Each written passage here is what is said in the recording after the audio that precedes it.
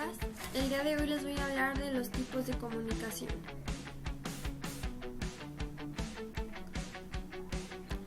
Introducción.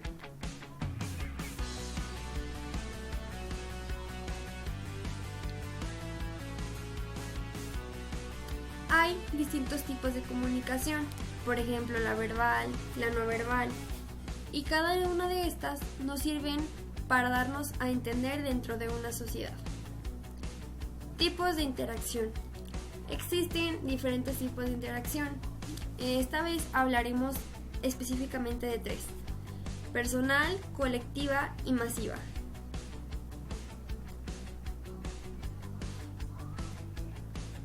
Bueno, primero vamos a hablar de la personal.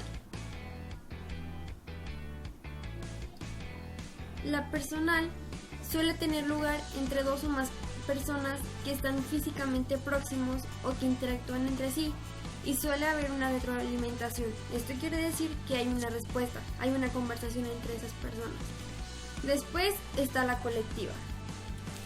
Este tipo de interacción tiene lugar cuando hay varias personas y se unen para realizar un intercambio de información y llegar a un acuerdo.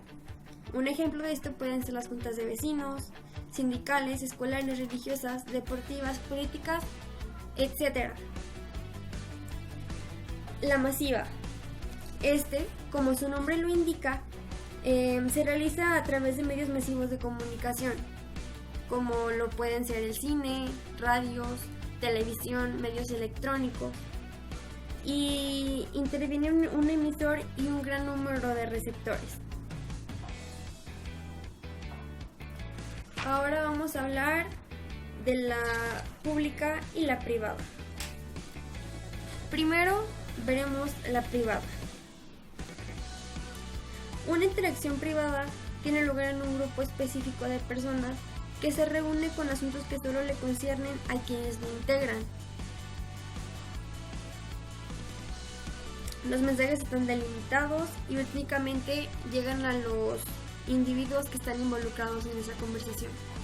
En cambio, la pública se caracteriza porque sus mensajes se transmiten a través de medios masivos, como lo dijimos antes, el cine, la televisión, prensa. Ahora hablaremos de la personal e intrapersonal.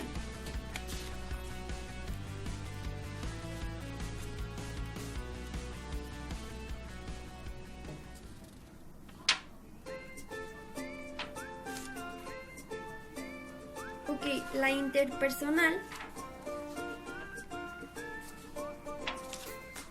Este tipo de interacción tiene lugar de manera directa entre personas que utilizan un lenguaje verbal. Se caracteriza principalmente porque tiene retroalimentación inmediata, o sea, es una conversación. En cambio, la intrapersonal es aquella que se manifiesta a través del pensamiento o mediante la lectura. Así, el individuo habla consigo mismo.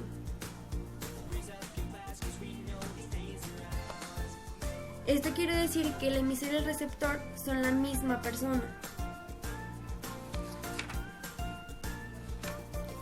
Ahora, la bilateral y unilateral.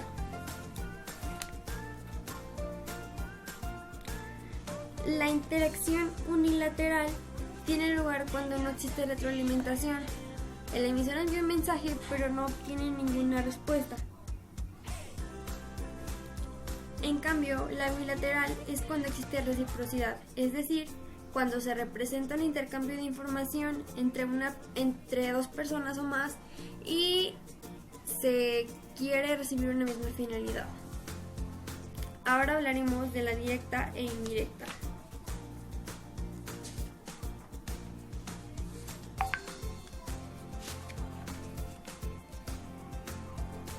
La directa, esta interacción se efectúa entre personas físicamente presentes en un solo lugar. En cambio, la indirecta se realiza a través de medios de comunicación, ya que el emisor y el receptor se encuentran distantes, como por teléfono, correo electrónico. Ok, ahora hablaremos de la verbal y la no verbal.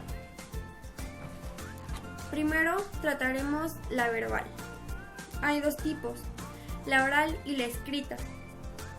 El primero es con sonidos, lenguaje hablado, y el segundo es el lenguaje escrito, la lectura o cosas así. La no verbal no se utilizan palabras. En estas son más comunes las imágenes, movimientos del cuerpo, gestos, miradas. Muy bien, ahora vamos a hablar de los tipos de comunicación no verbal. El primero es la icónica. Es el lenguaje universal de las imágenes. Son acompañadas por palabras que ayudan al receptor a entender un poco más acerca de esto, pero en sí no necesitan nada de palabras porque se explican por sí mismos, un anuncio de carretera o algo así. Después también está la kinésica. Puede ser definido como un conjunto de signos de comportamiento y es un lenguaje corporal, como lo pueden ser los gestos y la mímica. Vamos a hacer una pequeña introducción a los tipos de mensaje propagandístico y publicitario, y ahorita regresamos a los tipos de comunicación no verbal. La propaganda no busca que las personas compren productos, bienes o servicios, sino que más bien buscan introducir una ideología, como puede ser un partido político o algo así. En cambio, los mensajes publicitarios sí buscan convencerte de comprar algo o adquirir algún bien o servicio y que tú adquieras una actitud de consumista. Bueno, volvemos a los tipos de comunicación no verbal. Seguimos con la proxémica. Esta se refiere al espacio que existe entre el emisor y el receptor al momento de realizar el acto comunicativo. Ahora sigue el paralenguaje. Es un conjunto de características no verbales como las vocalizaciones y la forma en que se pronuncian las palabras. Un ejemplo de esto es un bostezo. Bueno, y por último, mi conclusión. Pues la verdad este tema me llamó mucho la atención porque en realidad, son cosas que he utilizado toda mi vida y que he conocido toda mi vida y no sabía que de verdad tenía como una forma de sistematizarse todo eso. Me parece un tema muy interesante porque nos damos cuenta de que por algo son las cosas, no simplemente se inventaron y ya.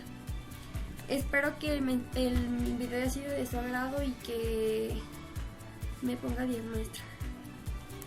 Muchas gracias.